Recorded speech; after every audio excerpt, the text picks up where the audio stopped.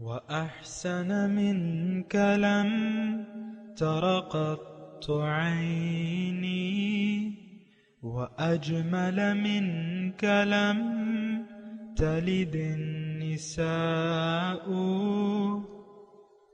خلقت مبرأ من كل عيب خلقت مبرأ من كل عيب كأنك قد خلقت كما تشاء كتاب أنزلناه إليك مبارك ليدبروا آياته وليتذكر أولو الألباب. یہ کتاب برکت والی ہے جسے ہم نے آپ کی طرف نازل فرمایا ہے تاکہ دانش مند لوگ اس کی آیتوں میں غور و فکر کریں اور نصیحت حاصل کریں. اللهم صل على سيدنا محمد وعلى آل سيدنا محمد بعدد كل ذرة مئة ألف ألف مرة. سامعین و ناظرین کرام، السلام علیکم ورحمۃ اللہ وبرکاتہ. سامعین کرام، سورہ صاد آیت نمبر 55 اور 56 دو آیات آج زیر مطالعہ ہیں. آج کے سبق کا موضوع کیا ہم سرکش لوگ ہیں؟ اس کے ساتھ سامعین کرام آج کے سبق کا آغاز کرتے ہیں. سب سے پہلے گزشتہ سبق کا اعادہ ہوگا. هذا ذکر وَإِنَّ لِلْمُتَّقِينَ لَحُسْنَ مَآبٍ. یہ وہ ذکر ہے جس کا بیان اس سورت کی پہلی آیت میں ہے اور بے شک پرہیزگاروں کے لیے عمدہ ٹھکانہ ہے. جنات عدن مفتحة لهم الابواب. جو دائمی اقامت کے لیے باغات عدن ہیں جن کے دروازے ان کے لیے کھلے ہوں گے. متکئین فیہا یدعون فیہا بفاکہۃ کثیرۃ وشراب. وہ اس میں مسندوں پر تکیے لگائے بیٹھے ہوں گے، اس میں وقفے وقفے سے بہت عمدہ پھل اور میوے اور لذیذ شربت طلب کرتے رہیں گے. وعندهم قاصرات الطرف اتراب. اور ان کے پاس نیچی نگاہوں والی باحیا ہم عمر حوریں ہوں گی. هذا ما توعدون لیوم الحساب. یہ وہ نعمتیں ہیں جن کا روز حساب کے لیے تم سے وعدہ کیا جاتا ہے. ان هذا لرزقنا ما له من نفاد. بے شک یہ ہماری بخشش ہے، اسے کبھی بھی ختم نہیں ہونا. سامعین کرام، سورہ صاد آیت نمبر 55 لفظی ترجمہ ہاذا یہ وَإِنَّ لِلطَّاغِينَ لَشَرَّ مَآب، اور سرکشوں کے لیے بہت برا ٹھکانہ ہے.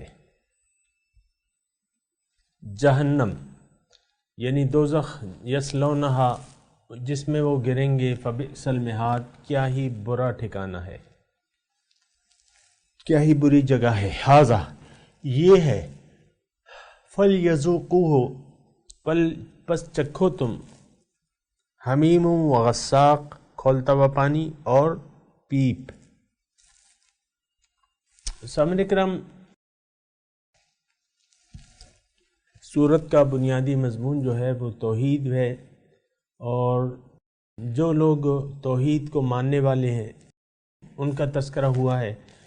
وَإِنَّ لِلْمُتَّقِينَ لَحُسْنَ مَآبٍ، متقین کا تذکرہ ہوا ہے. متقی جو ہے سامعین کرام وہ توحید پرست ہوتا ہے. توحید کے ماننے والوں کا ٹھکانہ جو ہے، یہ بات نوٹ کر لیں، جنت ہے. اور جو لوگ توحید کو نہیں مانتے ان کا ٹھکانہ جو ہے جہنم ہے. توحید تمام نیکیوں کی جڑ ہے، ملاک الحسنات کے الفاظ آئے ہیں، تمام نیکیوں کے۔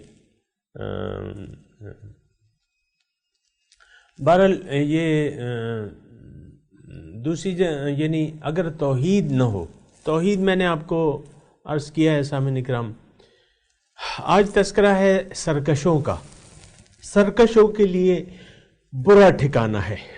سرکش سامعین اکرام تھوڑا سا سرکش کے لفظ پہ غور کرتے ہیں کہ سرکش کون لوگ ہیں، اور اس آیت کے آئینے میں ہم اپنی صورت بھی دیکھیں گے، اپنی شکل بھی دیکھیں گے کہ ہمارا تعلق متقین سے ہے یا سرکشوں سے ہے۔ اور یہ سرکش اگر آپ تھوڑا سا خیال کریں تو یہ متضاد صفت کے طور پہ استعمال ہو رہا ہے، جو یا تو متقی ہوگا ایک شخص یا سرکش ہوگا۔ اس بات کو سمجھنا کوئی مشکل نہیں ہے سامعین اکرام کہ سرکش کا مطلب کیا ہے۔ دیکھیں، متقین جو ہے ان کا سر جھکا ہوا ہوتا ہے، اور غیر متقی کا سر جو ہے وہ اٹھا ہوا ہوتا ہے۔ تھوڑا سا میں نے اجمال سے بتایا، تھوڑی سی تفصیل بھی کر دوں اس کی۔ دیکھیں، انسان کو اللہ تعالیٰ نے ایک خاص مقصد کے لیے پیدا کیا ہے، اور وہ مقصد خود ذات باری تعالیٰ ہے، یعنی اللہ تعالیٰ نے انسان کو اپنے لیے پیدا کیا ہے۔ اب اللہ تعالیٰ کے قریب جانے کی یا اللہ تعالیٰ کو راضی کرنے کی صرف ایک ہی صورت ہے کہ انسان اللہ کے حکم کے سامنے سر جھکا دے، یہ سر جھکا دے اپنا۔ اور وہ آیت جو ہے میں آپ کو اس کا ریفرنس بھی دے دیتا ہوں کہ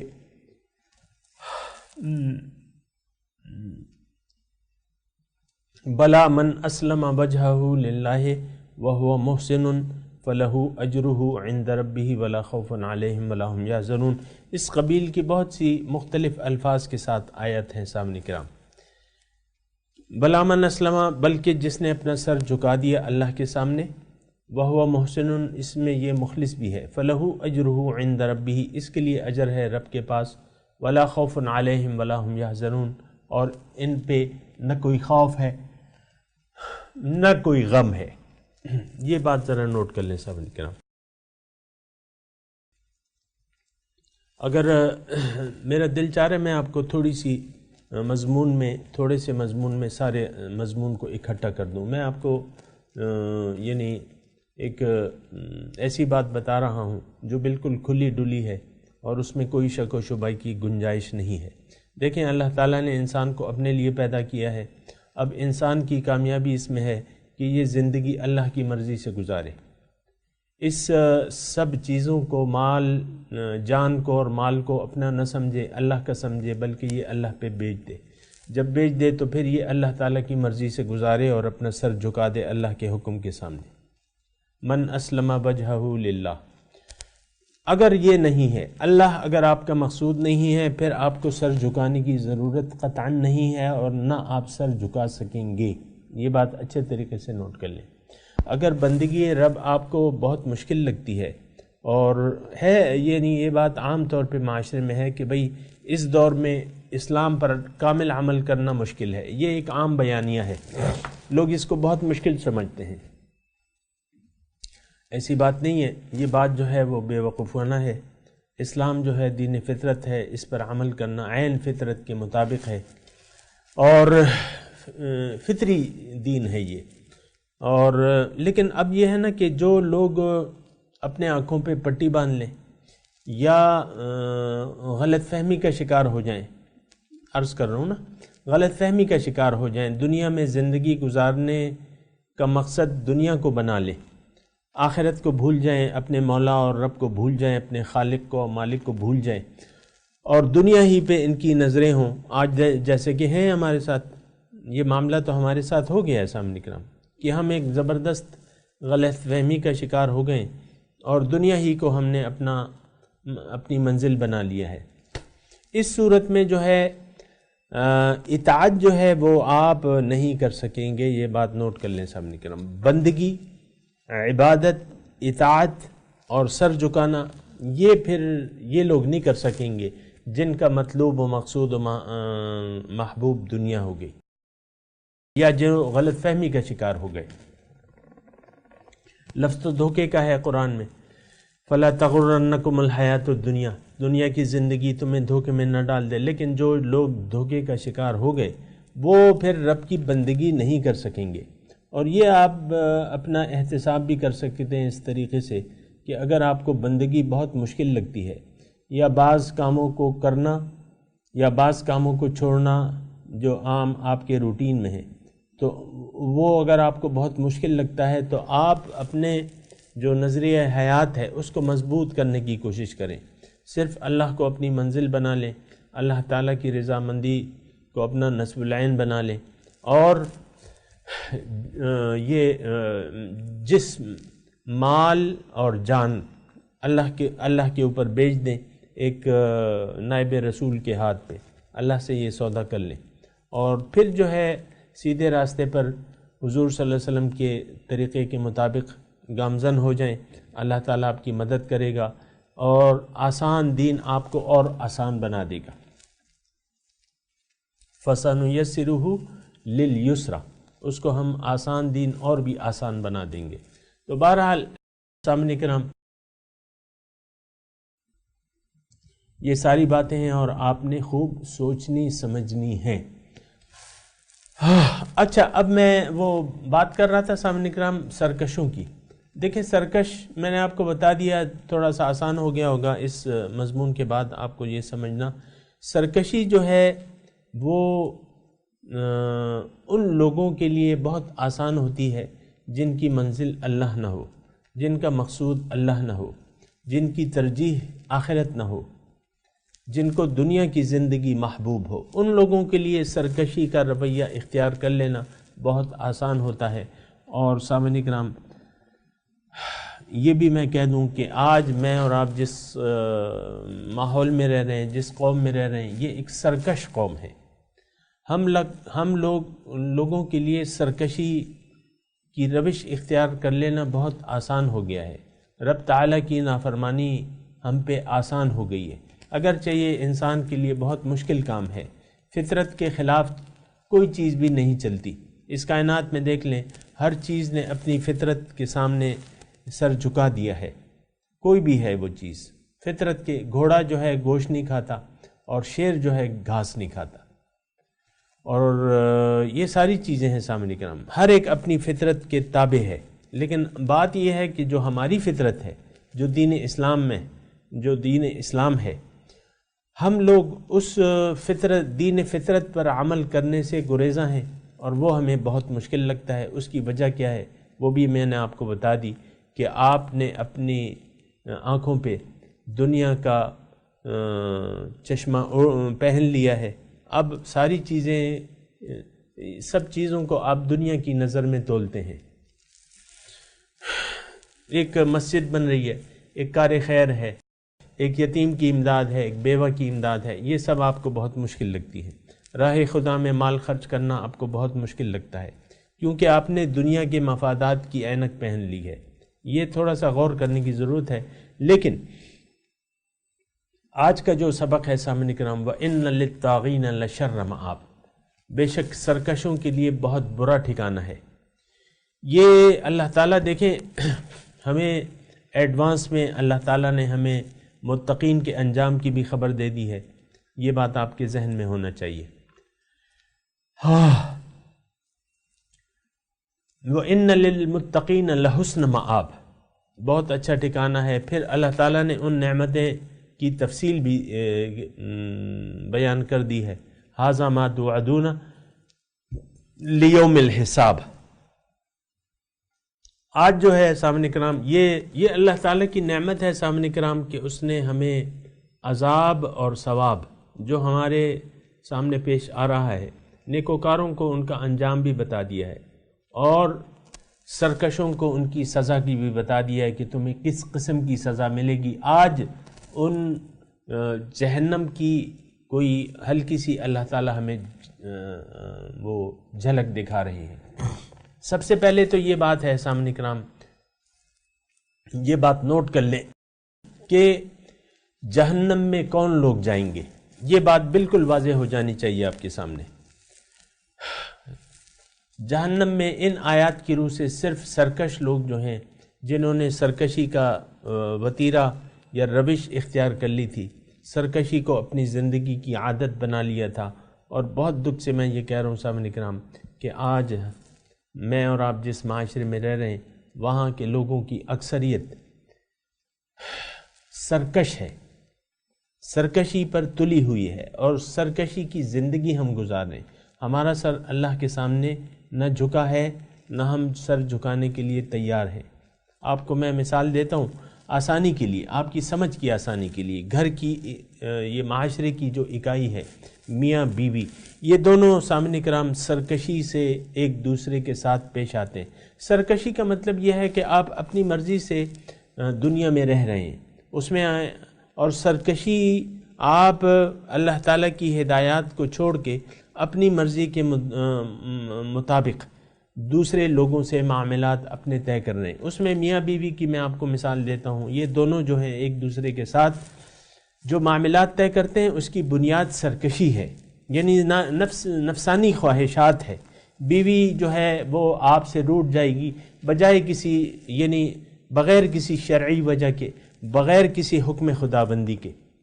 دیکھیں سارے کام، یہ بات نوٹ کر لیں، اس میں میں کوئی تعصب سے کام نہیں لے رہا۔ اصل میں تو بات یہ ہے کہ اللہ کے حکم کے سامنے ہمارا سر جھک جانا چاہیے انفرادی طور پہ۔ سب سے پہلے تو دیکھیں معاشرہ ترتیب پاتا ہے یا معاشرہ ایک بنتا ہے افراد کی ایک ٹولی سے، افراد سے۔ فرد قائم ربط ملت سے ہے تنہا کچھ نہیں، تو فرد جو ہے، فرد سے پھر وہ ایک معاشرہ جو ہے بنتا ہے۔ جیسے افراد ہوں گے ویسا معاشرہ ہوگا۔ ہماری انفرادی طور پہ زندگی جو ہے وہ ایک سرکشی کی زندگی ہے۔ یہ بالکل واضح الفاظ میں آپ کو کہہ رہا ہوں کہ ہم سرکشی کی زندگی گزار رہے ہیں۔ دین کو ہم نے اپنے خواہشات کے تابع کر لیا ہے۔ ایک شخص ہوگا سنت کے مطابق داڑھی ہوگی، پگڑی باندھی ہوگی، لیکن بیوی کے ساتھ سلوک اس کا اچھا نہیں ہوگا، معاملات اس کے ٹھیک نہیں ہوں گے، جھوٹ بول رہا ہوگا۔ تو یہ صرف ظاہری شکل و صورت بنانے سے تو دین کامل نہیں ہو جاتا سامنے کرام۔ دین تو مکمل اخلاق، یعنی دین کے مکمل اخلاق جو آپ کو بتائے جا رہے ہیں وہ جو ہے آپ نے بنانے ہوں گے، اپنے اخلاق کو قرآن کے مطابق بنانا ہوگا۔ اور اس ضمن میں آپ کو اپنی امی عائشہ رضی اللہ تعالیٰ عنہ کا واقعہ سنا رہا ہوں۔ ایک صاحب آئے ان کے پاس اور انہوں نے پوچھا کہ امی جان یہ بتائیں کہ کیف کان خلق رسول اللہ صلی اللہ علیہ وسلم، امی جان بتائیں کہ حضور کا خلق کیسا تھا، اخلاق کیسے تھے، کیسا رویے تھے، کیسے وہ پیش آتے تھے، معاشرے میں کیسے رہتے تھے، ان کے اخلاق کیا تھے؟ آیا بلا وجہ وہ خفا ہو جایا کرتے تھے کسی سے؟ آیا بلا وجہ وہ ڈانٹ دیا کرتے تھے کسی کو؟ یہ کیا اخلاق؟ دیکھیں ساری یہ جو ہم زندگی گزار رہے ہیں نا، یہ تمام زندگی جو ہے یہ اخلاق پہ نبھر ہے۔ تو امی عائشہ نے جواب کیا دیا، بڑا پیارا جواب تھا۔ سائل سے اس نے پوچھا، انہوں نے واپسی سوال پوچھا سائل سے کہ اما قرأت القرآن، اے سائل تم نے کیا قرآن نہیں پڑھا ہے؟ قال بلا، انہوں نے کہا پڑھا ہے۔ قالت خلقہ القرآن، انہوں نے کہا کہ ان کا خلق جو تھا وہ قرآن تھا۔ تو آپ کو میں یہ بات بتا رہا ہوں بڑی آہستگی سے اور بڑی نرمی سے کہ دیکھیں قرآن ایک ضابطہ حیات ہے، ایک اخلاق مطلب میں یہ کہہ رہا ہوں آپ کی آسانی کے لیے، ہم تو اخلاق یہ کہ بھئی جی جان، اکثر یہ ہوتا ہے کہ بچوں کو یہ دیکھیں اخلاق کے معنی ہم نے محدود کر دیے ہیں۔ بچوں کو ظاہری تربیت دیتے ہیں کہ بھئی آپ، یعنی میں دیکھتا رہتا ہوں میرے ارد گرد جیسا ماحول ہے کہ آپ والدین جو ہیں بچوں کے زبانی اصلاح کرتے ہیں، یعنی پانی دو تو وہ ماں کہتی ہے ایسا نہیں کہو بلکہ کہو دیجئے دیجئے، اور اس پہ بہت زور ہوتا ہے زبانی لفظی اصلاح پہ، پھر ادھر اخلاق کا کباڑا ہو جاتا ہے۔ یعنی ہم نے اخلاق کو زبانی طرز تکلم تک محدود کر دیا ہے. یا مثال کے طور پہ زیادہ میں اس کی تفصیل میں نہیں جاؤں گا، لیکن ہم نے محدود کر دیا ہے. وہی بچہ جس کو آپ اخلاق، جس کے زبان چلیں آپ نے ٹھیک کر دی، لیکن اس کو معلوم ہی نہیں ہے میرا مقصد حیات کیا ہے، میں کیوں آیا ہوں، میں کیوں پیدا کیا گیا ہوں، میری زندگی دنیا میں رہنے کا مقصد کیا ہے، اس کو یہ معلوم ہی نہیں ہے. نہ آپ کو خود معلوم ہے، نہ آپ اپنے بچوں کو بتاتی ہیں. اور بڑے دکھ سے میں یہ کہہ رہا ہوں سامعین کرام بات، کہ ہم لوگ اپنے بچوں کی باطنی تربیت پر توجہ نہیں کرتے. یعنی باطنی لحاظ سے ہم بھی کورے ہیں، ہمیں بھی مقصد حیات کا پتہ نہیں ہے کہ زندگی گزار کیوں رہے. اور دوسری بات یہ ہے کہ اگر کسی کو معلوم بھی ہے تو وہ اللہ کو اپنی منزل بنانے کے لیے تیار نہیں ہے، یا بس تھوڑے سے اچٹتے دل کے ساتھ وہ کچھ کام کر لیتا ہے. کبھی نماز کی پابندی شروع ہو جاتی ہے، کبھی قرآن آپ کھول کے پڑھ جاتے ہیں، بیٹھ جاتے ہیں، لفظی تلاوت اس کی کرتے رہتے ہیں، نہ معنی کی سمجھ ہے، نہ اس پر عمل کرنے کی کوئی تڑپ ہے. بس قرآن بھئی وہ اکثر یہ ہوتا ہے کہ یہ بعض گھر کی خواتین جو ہیں وہ فارغ ہوتی ہیں تو قرآن لے کے بیٹھ جاتی ہیں، اور بس ہر روز قرآن کی کوئی نہ کوئی تلاوت، اور جب وہ ختم ہوتا ہے تو 2-4 لڈو، کلو 2 کلو لڈو منگوا کے وہ بانٹ دیتی ہیں. کیوں؟ کیا ہے بھئی، یہ کس خوشی میں ہے؟ قرآن میں نے ختم کر لیا ہے.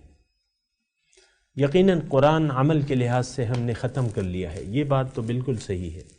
اور جتنا یعنی قرآن کے ختم کرنے پر ہم زور دے رہے ہیں اپنے اعمال سے، قرآن عملی زندگی میں ختم ہو چکا ہے. اور آپ ختم القرآن کی تقاریب بھی منعقد کرتے ہیں نا، ختم القرآن ہے بھئی، قرآن ختم. تو انفرادی طور پہ بھی قرآن ہم نے ختم کر دیا ہے، اور اجتماعی طور پہ بھی قرآن کو ہم نے اپنی زندگی سے نکال دیا ہے، اس کو ختم کر دیا ہے. یہ بہت دکھ کی بات ہے، اس پہ سوچنا چاہیے. ابھی الفاظ آئیں گے، بہت گہرے الفاظ آئیں گے، ابھی میں آپ کو انشاءاللہ بتاؤں گا. زندگی نے موقع دیا تو یہ ابھی آ رہے ہیں الفاظ. بہرحال وَإِنَّ لِلطَّاغِينَ لَشَرَّ مَآبٍ، جو سرکش لوگ ہیں ان کے لیے بہت برا ٹھکانہ ہے. اور کیا ٹھکانہ ہے؟ جہنم. جہنم ہے، یصلونہا، وہ اس میں داخل ہوں گے. فبئس المہاد، بہت برا انجام ہے. یعنی آرام کرنے کی مہد کہتے ہیں اس کو، پنگوڑے کو. یعنی پنگوڑا ہوتا ہے، اس میں آپ بچے کو لٹا کے جو ہے وہ اس کو جھلاتی ہیں، آرام کرتی ہیں، وہ پھر سو جاتا ہے. مثال کے طور پہ عرض کر رہا ہوں. تو یہ ایک ٹھکانہ تو ہے ہمارا. دنیا میں بھی ہمارا ایک انجام ہے بالکل واضح، میں آپ کو بتا چکا ہوں. آخرت میں بھی ایک ٹھکانہ ہے ہمارا. اور اللہ تعالیٰ نے قرآن میں اس کے متعلق فرمایا کہ فریقٌ فی الجنت و فریقٌ فی السعیر. ایک ٹولی جو ہے وہ جنت میں ہوگی اور ایک ٹولی جو ہے جہنم میں ہوگی. اب یہ ہے نا کہ اس پہ تو ہمارا یقین آ ہی نہیں رہا سامنے کرام، ہمارا ذہن بیٹھ ہی نہیں رہا کہ ہم نے بعد از موت قبر میں، قبر کی زندگی ہے، پھر ہم دوبارہ اللہ تعالیٰ ہمیں زندہ کرے گا اور ایک نئی زندگی ہم شروع کریں گے اور عالم آخرت میں جائیں گے. اور آخرت میں کیا ہے؟ یا تو کھولتا ہوا یہ بھڑکتی ہوئی آگ ہے، یا اللہ تعالیٰ کی اس طرف سے رضامندی والی جگہ ہے، جنت. تو یہ جہنم، میں یہ صرف یہ کہہ رہا تھا کہ ہمارا تو یقین بیٹھتا ہی نہیں ہے اس بات پر. اکثر ہم جنت کے بارے میں بعض وقت وہ کہتا ہوں نا، وہ جنت کا تذکرہ کہتا ہوں کہ تو بعض لوگ زیر لب مسکرا دیتے ہیں کہ یہ کیا ذکر لے کے بیٹھ گیا، یہ کیا باتیں کر رہے ہیں. میں مطلب محسوس کرتا ہوں ایسے. اور پھر کسی کے ساتھ جنت کی کہ تم جنت میں ایسے ہوگے ایسے ہوگے، تو ایک غیر یقینی سی کیفیت ہوتی ہے اس کی، پتہ نہیں یار کیا ہوگا کیا نہیں ہوگا. یہ بہت بری بات ہے، ایسا نہیں ہے سامنے کرام، یہ بالکل حق ہے. ابھی وہ الفاظ جو میں نے آپ سے نہیں کہے اور میں نے کہا تذکرہ کروں گا، لیکن وہ میں اس کو کہے بغیر رہ نہیں سکتا. اسی صورت کا وہ آیت نمبر 64 ہے. ان ذالک لحق، یہ حق ہے. تخاصم اہل النار، اس کے یعنی جھگڑا کریں گے، دوزخ والے جھگڑا کریں گے. اور یہ ساری صورتحال حق ہے. ابھی جو ہم پڑھ رہے ہیں سامنے کرام، اللہ تعالیٰ کی توفیق سے ان مضامین کا مطالعہ کر رہے ہیں. تو بہرحال وَإِنَّ لِلطَّاغِينَ لَشَرَّ مَآب، بہت برا ٹھکانہ ہے. جہنم یصلونہا، اس میں داخل ہوں گے. فبئس المہاد، اور یہ بہت برا ٹھکانہ ہے. سامنے کرام، تو بہرحال آج کے مضمون کا میں ٹائم تقریباً پورا ہونے والا ہے. میں تلاوت کرتا ہوں، میرے ساتھ دہرائیے. اعوذ باللہ من الشیطان الرجیم، بسم اللہ الرحمن الرحیم. ھذا وَإِنَّ لِلطَّاغِينَ لَشَرَّ مَآب، جہنم یصلونہا فبئس المہاد. ترجمہ سنا دیں. ھذا وَإِنَّ لِلطَّاغِينَ لَشَرَّ مَآب، یہ اور سرکشوں کے لیے بہت برا انجام ہے. مآب انجام. جہنم کیا انجام ہے؟ جہنم. یصلونہا، وہ اس میں داخل ہوں گے. فبئس المہاد، اور بہت برا ٹھکانہ ہے. اب ان آیات کی تلاوت اور ترجمہ سنتے ہیں. هذا وَإِنَّ لِلطَّاغِينَ لَشَرَّ مَآب. All this, but the transgressors will have a miserable return. جهنم يصلونها فبئس المهاد. Hell, in which they will roast. What a miserable abode. اس کے ساتھ ہی آج کے درس کا وقت اختتام کو پہنچا. انشاءاللہ اگلے درس میں ملاقات ہوگی. وآخر دعوانا ان الحمد للہ رب العالمین. والسلام علیکم ورحمۃ اللہ وبرکاتہ.